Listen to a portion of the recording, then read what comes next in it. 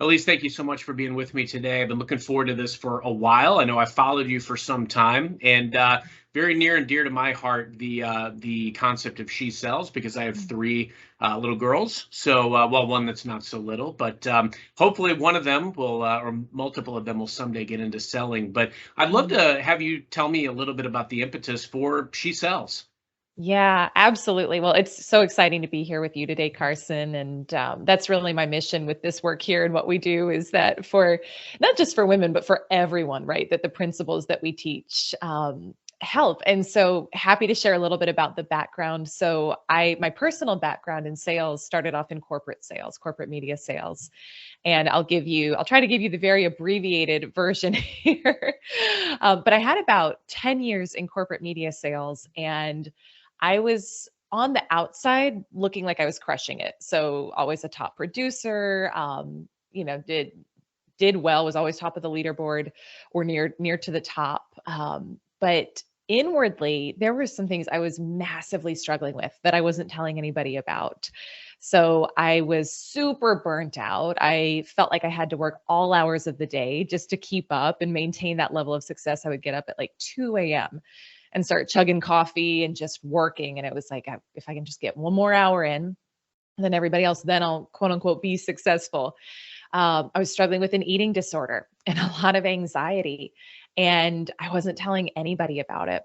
And at the same time, although I was successful financially and all of that, it seemed like no matter what I did, I couldn't break past a certain income level. So I ended up staying stuck for about 10 years at the same income level. And I was doing all the right things strategy wise. And I was investing in strategic coaching and, I knew all of that stuff, but for some reason I couldn't move the needle.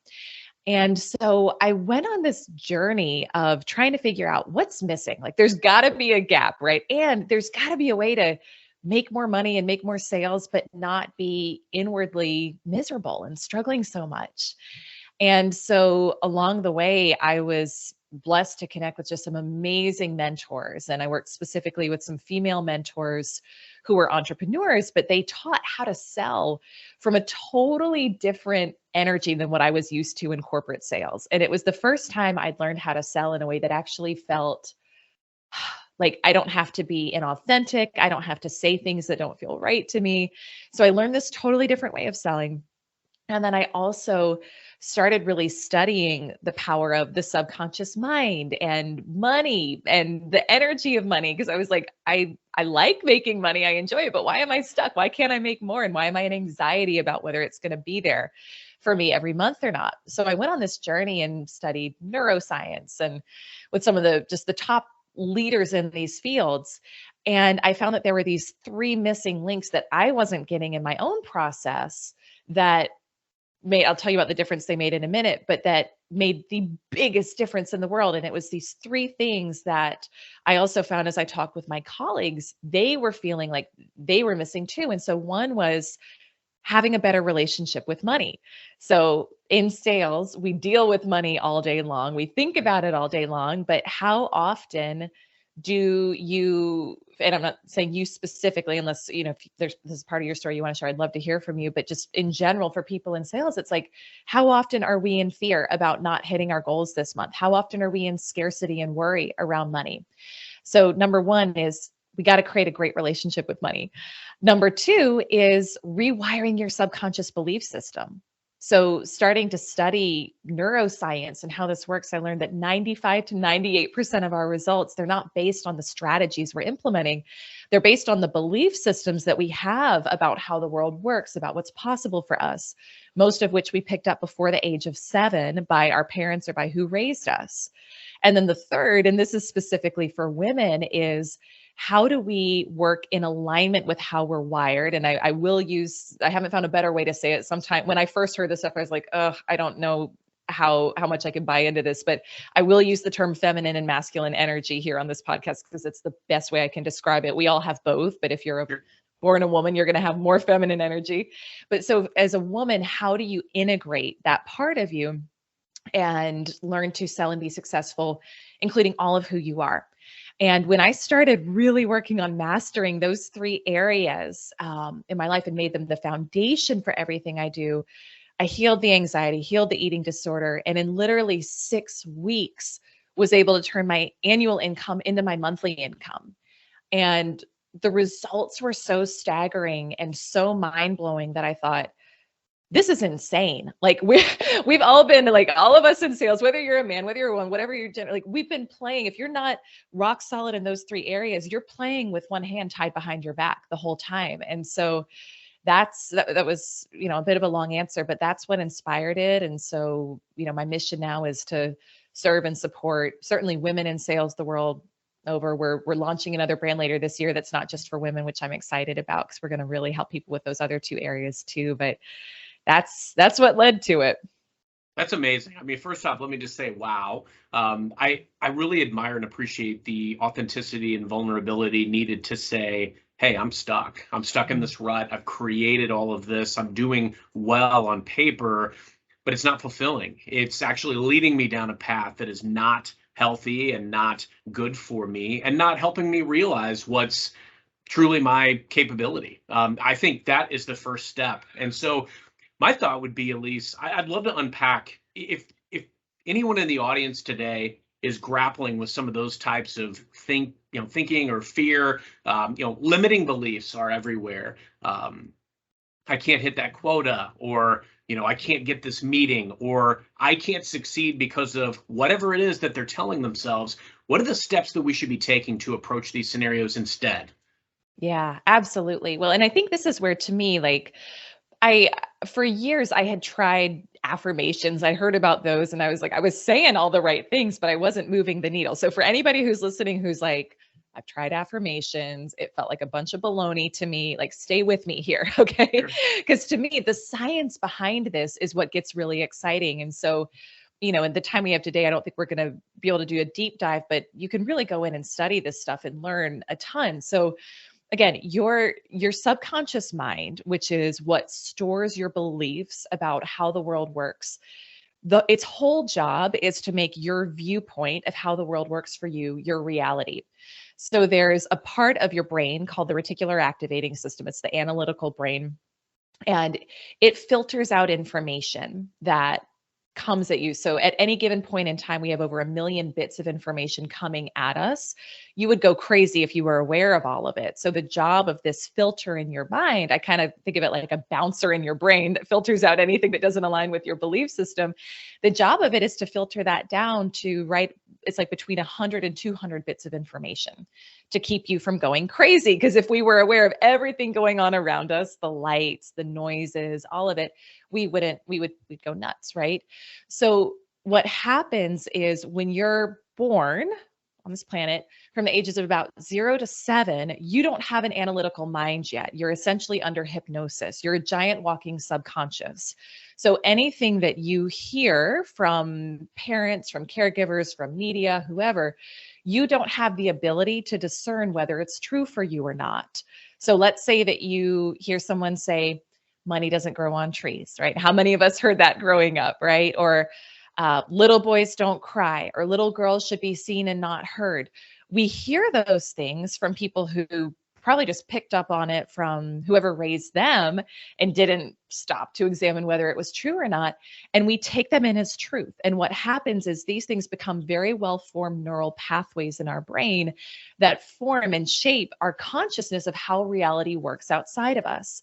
And so if you have any sort of limiting belief around what's possible for you, whether it's okay for you to be visible, like a lot of the women I work with, they heard growing up, like, you should be seen and not heard, or don't be too much this or too much that. And now they wonder, why is it so hard for me to go into a podcast? Why is it so hard for me to go into a live stream? Well, it's because they've got, and this stuff, it's under the hood. We don't even know what's going on most of the time.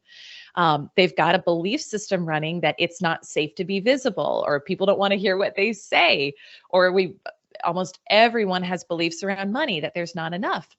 So what we want to do is start to realize you can rewire this stuff. So this is where, to me, it gets really exciting. And in my own kind of quantum leap journey of turning my annual income into my monthly income, it wasn't that I implemented this game-changing strategy. It was that I figured out I had a bunch of junk beliefs around money and my worthiness that I'd been holding myself back from making more and putting myself out there more. And I focused on rewiring those and thinking new thoughts that were radically different from what I'd heard before. So in a nutshell, how do you know what your beliefs are? Look at your results. However much money you're making right now, that's your belief about what you can make. However many clients you have, that's your belief. Whatever, however your relationships are, that's all based on your beliefs. Whatever you don't love about the results you're getting right now, there is a belief at the core of it that if we can get in there and shift it. Now, it takes time because you've got well-worn neural pathways of the old beliefs firing in your brain. So people will say, well, I said the affirmation for a few days and nothing changed. Well, guess what? You've been thinking, how long did you think that other thought, right? So it's going to take a little bit of time. But part of how we get the new thought, so you think, well, what do I want to think? Like, what's the belief I would want to have if I knew I could create any belief that would in turn have my brain start focusing on how to make that my reality? What thought do I want to think?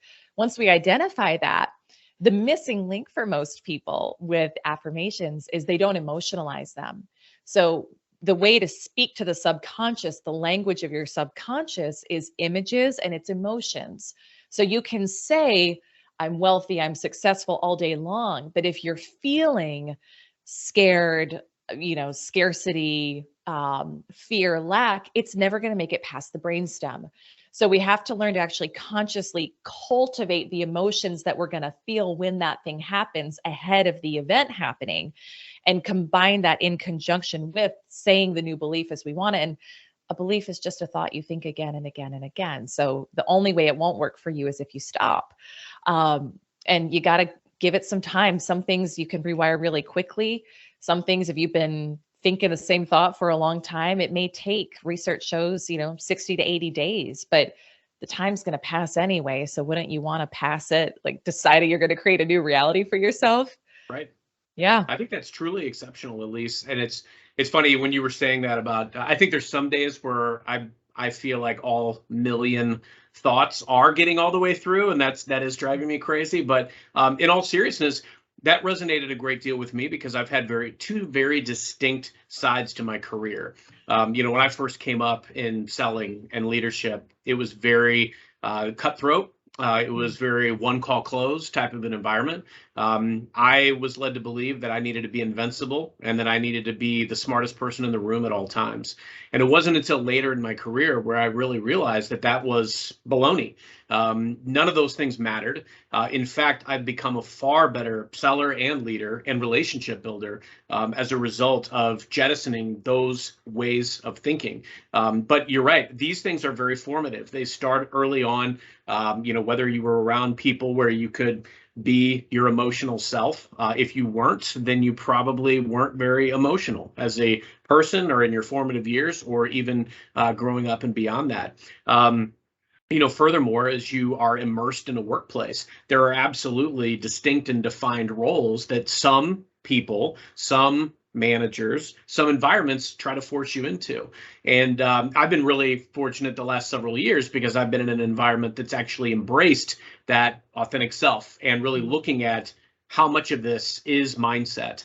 Because at the end of the day, that's really what it all comes down to, is that mindset element. How can we disregard that belief that something is not possible and instead keep looking for ways to make it possible? And we can't do that by ourselves. The biggest turning point for me was to realize that I didn't need and shouldn't be a lone wolf. I shouldn't go out there and try to do these things myself. That network was critical to me. That building personal brand was critical to me, and understanding how to really help other people shine. That was when I would truly shine, is to proactively go out and make other people the hero. That has helped me a tremendous deal. I know you're really passionate about personal brand, and obviously it's one of the ways that I came across you is, I started following you years ago because you were doing something unique and something different. And I've got my own philosophies on personal brand, but I'd love to hear yours because I know you work with people every day focused on their brand. How should people be thinking about brand? And maybe what are some steps that folks could do or should do to improve that perception? Yeah. Oh my gosh. I love this. We could have a thorough conversation about this, but I think, the biggest mistake people make about their brand, and my friend Rory Vaden says this, is like, you think your personal brand is about you. It's actually not. I know that sounds counterintuitive, but it's about the person who you serve. It's about the person who you serve, because at the end of the day, people don't, if you think about what gets you excited to follow someone, right? I mean, and sometimes it is on a subconscious level too, but we see something in someone else that we want to develop in ourselves, or we see something that inspires us, or they give us helpful tips to improve our sales or our life. So I think for anyone who maybe has some resistance around building a personal brand and they feel, gosh, that's self-serving, it's egocentric, whatever, it's really not, when you approach it from this mindset of it's about the person you serve. And so I think when we can take that approach with it, it also gets easier to think about, well, what do I want to share? Regardless of what platform you're focused on, what's going to be really helpful to the person who I want to serve and to my potential clients. And then I think, and this is again a tip that I learned from my friend Rory, which is great, which is like, if you're thinking about what could I share, what content could I put out there, make a list of 52 questions that your ideal client has and just brainstorm, right? So what are their questions about, whatever your industry is, whatever the problem is that you solve for them. Take one a week and answer them on social media, whether it's through a video, through a podcast, whatever. And that's your content. You got your content for a year. Like, how easy is that when we approach it that way? So I think that's part of it. And then I think the other piece too is thinking about borrowing other people's audiences. So in a company that I helped form before I started She Sells, we were able to scale to 2 million in the first year. Literally we didn't have a website. I mean, it was talk about how do you do business today without a website? We didn't even really have a website for most of that first year, but it was by getting in front of other people's audiences and leveraging the power of relationships we had built.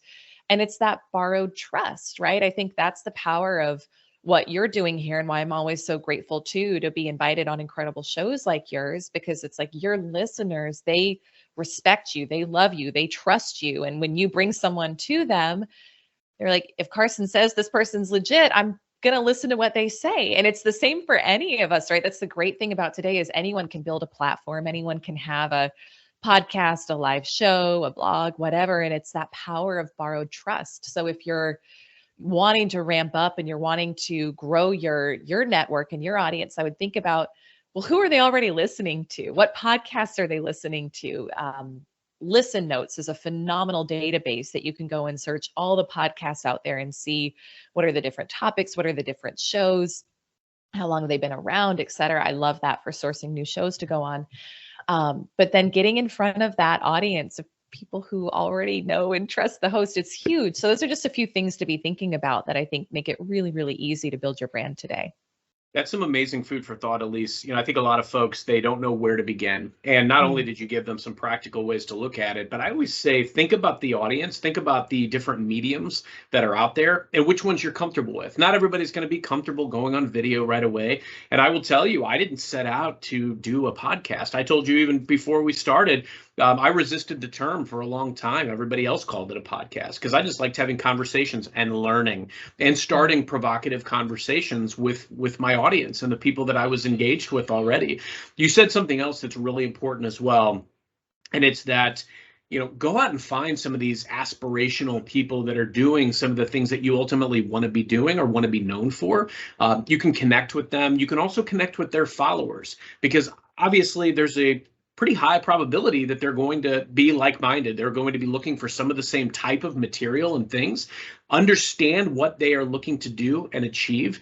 And if there's ways that you can add value to them, that's your answer. I started blogging several years ago. I, started doing some of these videos a couple of years ago, but it was never like some grand, like, I'm going to do exactly this. Like, this is exactly what I'm going to go out and do. It all started because I wrote a book a long time ago, and it opened up some paths that I didn't have. And it gains momentum. It turns into an avalanche. I tell people all the time, all you need to start that avalanche is your snowball. Figure out what that is, what you want to fuel your energy into, but make your audience and people at the heart of it, and you can't go wrong. I think that's super, super important. I'm intrigued too. You've mentioned a couple of times your past self, right? Your past roles. I know you formerly served as a partner in an 8-figure international sales coaching organization. After you've exited corporate sales and you exited that organization, what would you say are your key learnings that you took away? Oh man, so many, so many. So I would say there's two that stand out. One is just to what we were speaking about before, the power of reputation. Yeah. So one of the more painful parts of that exit is when I exited, I had to take down everything I'd created around my brand. And so think about, having podcasts, video blogs you've been doing for years and years, website, and it just all being kind of gone overnight. And that was talk about a kind of dark night of the soul for someone who loved connecting, loved getting out there, loved creating content that I felt like was helpful for other people, to have it be gone. That was tough, because I went through a period where I was like, I don't matter anymore. I mean, it would talk about a hit to the ego, right? But it was a great opportunity to rebuild and to think about, I think, everything that feels really terrible in the moment, there's always an equivalent gift in it. We just have to look for it and figure out what it is. And sometimes it's just, you got to give it some time to figure out what that is. But it gave me the opportunity to rebuild and think about, gosh, at the end of my life, like, what am I going to care that I did? And what's going to really matter? And what's the reputation I want to build that I'm going to be so proud of? And so it gave the opportunity to kind of start again with something that was much more significant. And then also, again, leaning on those relationships and help, like, almost borrowing reputation from other people. That was when I mentioned before, we built the multi-7-figure company in a year, because there were a number of us who all exited at the same time. And it was like, there's so much power to reputation and to relationships and network. And then I think the other piece that to me is really at the core of what we do with the She Sells brand is to trust yourself and trust your instincts. And it's something I struggled with for so many years. I had so many limiting beliefs around what was possible for me, that I wanted too much, that I thought I wanted to do things differently than everybody else. I wanted to sell by building a brand, not doing a ton of cold calls. And I'd made myself wrong for it for a long time. But what I learned in that is, when I was kind of left with like, okay, I got to rebuild and start from scratch, I really only have myself to look to now for how I want to do things, and started leaning more into, how does Elyse want to sell? How does she want to build a brand? What feels right? What feels aligned? What feels authentic? Everything just blossomed in the best possible way. So I'd say that advice for anyone listening, if there's a part of what you're doing that doesn't feel right, it doesn't feel authentic to you, trust yourself. Look at what does feel right, what does feel aligned, what does feel authentic, because there's always another way, and you'll always get better results when you're in full alignment with who you are. I love that so much. And I think what's key to point out here is that you had some scenarios along the journey that you're able to look back and say, hey, that was a pivotal moment. Maybe I didn't get it exactly how it would pan out to be a pivotal moment at the time, but I trusted myself. Maybe I was willing to take a risk, or it was the right time to take a risk, but you knew what mattered to you. I lost a job that I thought the world ended several years ago. And, it was a situation that, I didn't feel like it was a fair situation. And it took a long time to, dust myself off and get over it. But in those intervening years, I far transcended what I thought I was doing then. And I looked back and realized that I had a lot of limiting beliefs then. I thought that that was the best I could do. I looked back and I realized that I approached network and relationships very differently than I do today, in that I didn't realize the value of them. And so in hindsight, I'm more thankful of that experience than anything else in my entire career. But I certainly didn't feel that way at the moment. And I think that's what, if anything, if some listeners today take away, there's going to be these seminal moments throughout your journey, throughout your career. And even if you don't realize it right in that moment, and maybe today is not the day to make a risk and do something drastically different, but stay true to you, find ways to infuse your passions into what you do, and just apply that growth mindset. I think those are some of the key elements that will make you your definition of successful. The last thing that I would want to focus on, Elyse, you said something again earlier that really struck me, and it was you turned your annual income into your monthly income. So let's say I'm a salesperson and I want to increase sales today. What are the steps that I should put in place in order to increase my book of business and my selling? Yeah, absolutely. Well, I would say, two things is one, coming back to the mindset piece of it before, right? Yeah. I would start focusing on what would it be like to actually make that much? Like, let's say maybe you don't want to turn annual into monthly, because for most of my life that felt impossible. So I wouldn't even go there mentally. But let's say you want to add 10%, 20%, 50% even. Maybe you want to double next month. I don't know. What would that look like? Start to think about it, start to visualize it, start to see yourself with that as your reality, and practice that. And every day in the morning, I would be thinking about what is that vision of my future and what is that going to be like when that happens, and emotionalizing it. And every time you do that, you're forming a new neural pathway in your brain. And over time, as you do that, again, your subconscious, its whole job is to go to work looking for opportunities and situations to make what you believe to be true about yourself your reality. So it'll actually take care of a lot of it for you once it becomes a belief system for you. Just give it a couple weeks to a couple months to really work on that belief. But then outside of that, and this is 5% of the work, but to me, it's like, we got to get creative today. We got to be flexible and not be tied to, just because I always did something one way, this is how it's going to work. This is how I'm going to achieve this next goal, this month or this year. And so look at, given the market today, given given what clients need, if it wasn't me, if it was somebody that was just top of their game, someone who was making the amount of sales and money I want to make, and they were going to think about how they'd earn that much this month, like, what would they do? What would be different? How would they approach things creatively? Maybe they would, launch a show like yours. Maybe they would go out and focus on getting more referrals from their existing customers. But we got to learn to think differently, because your current level of thinking has gotten you your current level of results. So almost like borrow somebody else's mindset, borrow somebody else's behavior, and you can look to people in your space who are making that amount of money in sales right now, and what are they doing? And just do that. We make it so complicated, but we got to get out of our own heads and out of our own way, and get creative and flexible with it. So those are the things I'd be doing. Couldn't agree more. For me, it's always served me to become a student. Take a step back, become a student of the game you're playing. There's a certain element of variables that you can control, so you need to make sure you do. Understand the parameters, understand the playing field, and understand the probabilities. I know that if I reach out to X number of people, I can control the quality of my messaging. I can control the quantity of my outreach. Now I can control the consistency of my execution of process over time, and just not having that limiting mindset. If you look at it from that lens, you can do anything. I'm a firm believer in that. Elyse, we got about a minute left. Anything else that you would want to hit on for our audience before we sign off today? This was a blast. Oh my gosh. No, this was so much fun. Thank you, Carson. Man, it's just, to me, it's about alignment, right? It's about trusting yourself. So get clear on your vision, trust that if you've got a bigger vision for what you're creating in your life, and your sales, like, you can lean into that and do it. So those are my final pieces of advice, and just super, super grateful to be here. Love that so much. Thank you so much, Elyse. Great to spend some time with you today. And I'll see you out there on LinkedIn. Sounds good. Thanks, Carson. Take care. Yeah. Bye-bye.